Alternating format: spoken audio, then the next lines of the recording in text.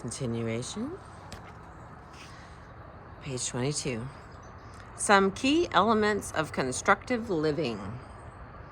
The English Language Society of the Mauritius Mental Health Organization, Seikatsu no Hakinkai, and I translated a study guide of the key elements of constructive living. In this chapter, I have selected some of these basic principles for commentary. The value of suffering. Unpleasant feelings and sensory experiences such as anxiety, fear, pain, and discomfort are disturbing but indispensable to our existence. They remind us of our basic purpose and desires and urge us to action. In contrast, pleasant feelings such as hope, relief, joy, and contentment are less compelling. Of course, no one is suggesting here that all unpleasant feelings are good and pleasant ones bad. However, many people seem to think that unpleasant feelings have no merit at all. Such people try to erase such feelings with alcohol or tranquilizers or other drugs because they see no useful purpose for them. A related error is committed by those who focus so much on getting rid of their upsetting feelings that they become distracted from the true purposes to which these feelings are directing them.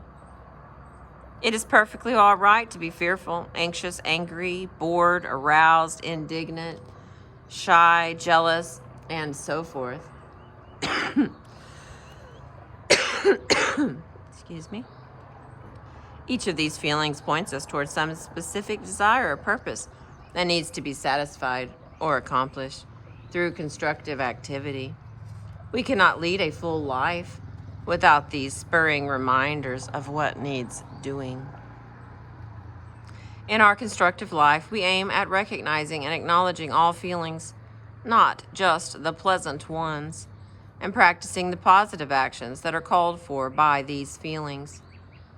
If you are anxious about new job responsibilities, then you want to do well to succeed at your new tasks.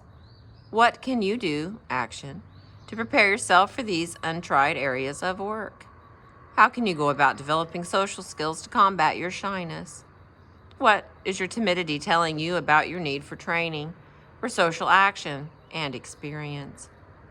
Grief tells us about the value of someone or something, and urges us to repair the holes in the tapestries of our lives created by the absence. Every kind of hurt directs us to some positive self-developing action. Trying to satisfy our associated desires in negative or destructive ways leads only to more unpleasant feelings, such as guilt and remorse, which tells us that the destructive paths are unsatisfying. The original suffering remains. Some laws of feeling. Feelings fade over time if left as they are. When our behaviors or our circumstances don't re-stimulate them, emotions decline in intensity as time passes. This principle applies to love as well as to embarrassment, to confidence as well as to impatience, to joy as well as to terror. Feelings tend to fade when satisfied or displayed. When we eat, our hunger fades. When we prepare for the business conference, our worries about it diminish. When we verbalize our anger and take action to correct the anger-producing situation, our anger subsides. Certainly, the converse is true. When we fail to eat, our hunger may increase to a point. When we fail to prepare for the business conference, our anticipatory anxiety increases. When we try to suppress our anger and make no effort to change the anger-producing situation, our anger continues undiminished. The intensity of a feeling weakens as we become accustomed to it. There is nothing we can do directly to erase an irrational fear of flying or driving on a freeway or speaking in public.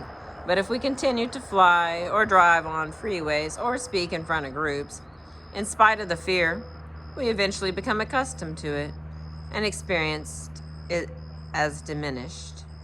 To flee from unpleasant feelings as soon as they are experienced, either by fleeing from the circumstance or by taking some chemical escape, prevents some people from learning this valuable principle. Living through grief, depression, anger, uncertainty can produce confidence in one's ability to endure and persist in positive living. Feelings are intensified when precipitating stimuli persist and we pay close attention to the feelings. Focusing on feelings may prolong them, particularly when the circumstances that stimulate them reoccur. The more we try to get rid of upsetting feelings directly, the more attention we pay to them, and the more they intensify. It is more effective to leave feelings as they are while we undertake the constructive action that will change our circumstances and indirectly affect our emotions. Feelings are learned and stimulated by life experiences.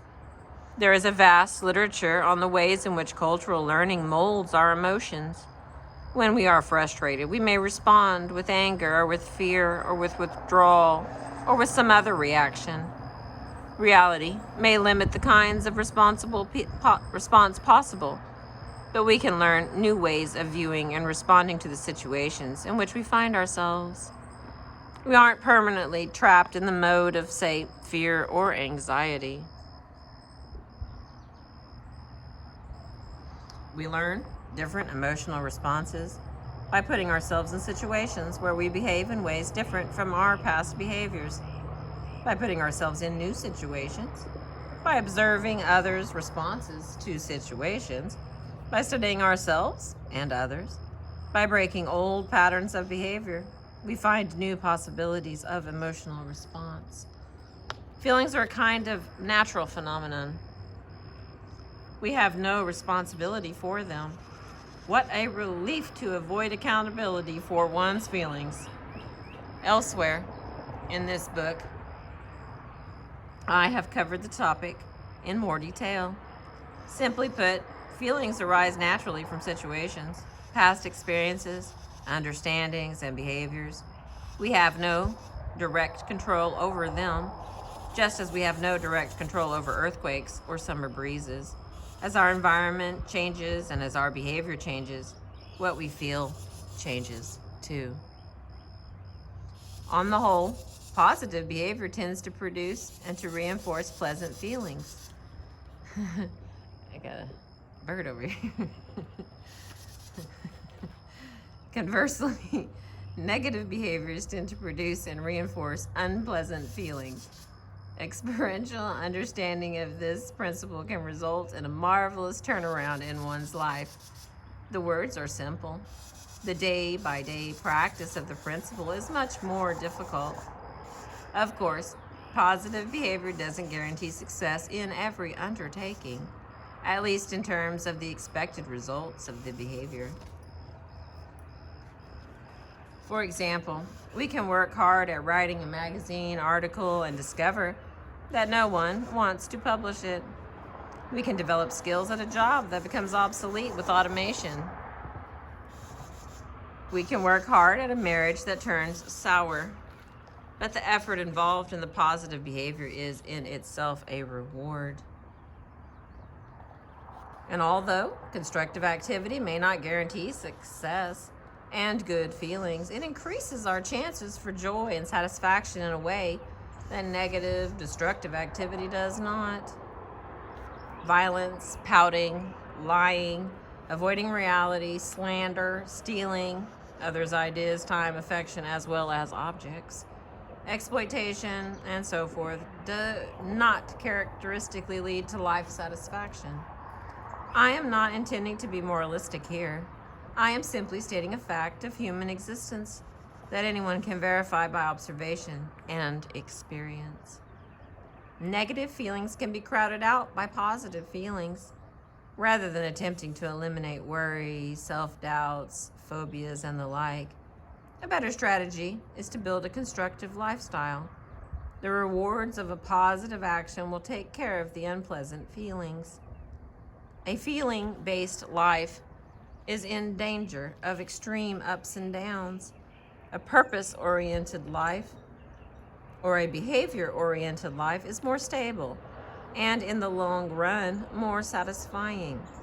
People who build their lives on feelings are constantly monitoring their feeling state and modifying what they do to try to produce the feelings they hope for. The feelings aren't directly controllable by the will, and they may not be immediately influenced by behavior either. Feeling-oriented people play a risky game at uncontrollable odds. A better payoff in life comes from steadiness in behavior. Let feelings take care of themselves. Neurosis. Neurotic misconceptions. Neurosis is not a disease of the brain or nervous system. It is a learned disorder of the mind. It is built on learned patterns of behavior, unsatisfying attitudes, and misconceptions about reality and the human condition. It can be unlearned.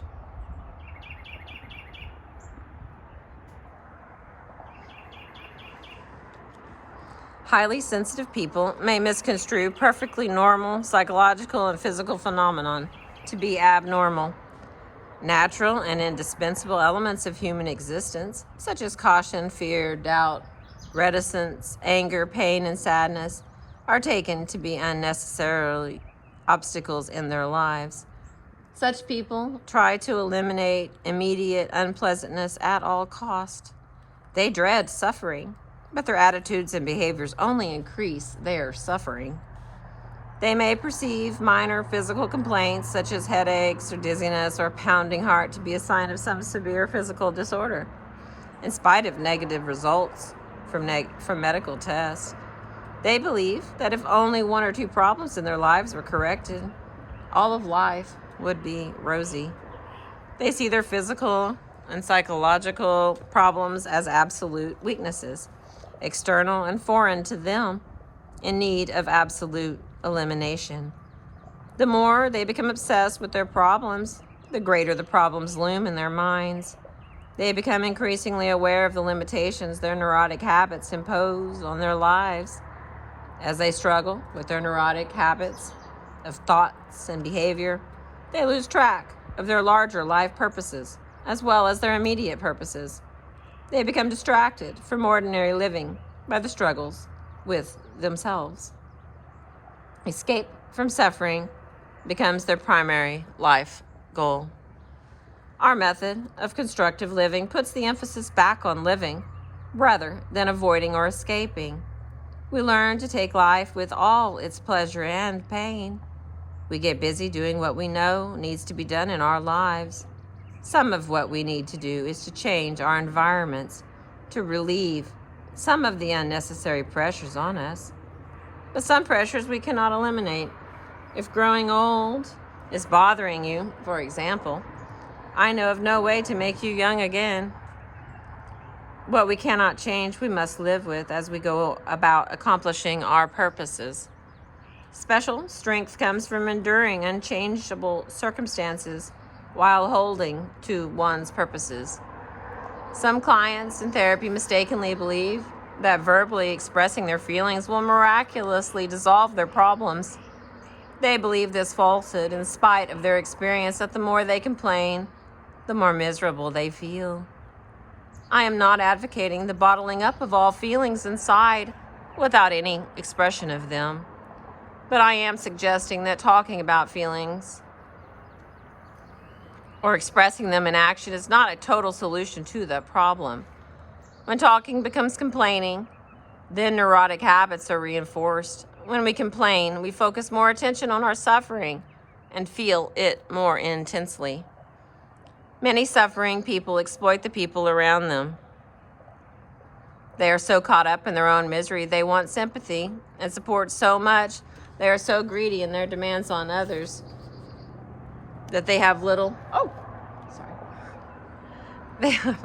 or no awareness of the needs and limitations of those who care about them. In time, their dependency and greediness wears upon their loved ones and workmates. They lament that others don't understand them and that no one suffers as they do. At first, they cannot see that the taking is both a result and a cause of their own neurotic pain. I hate them.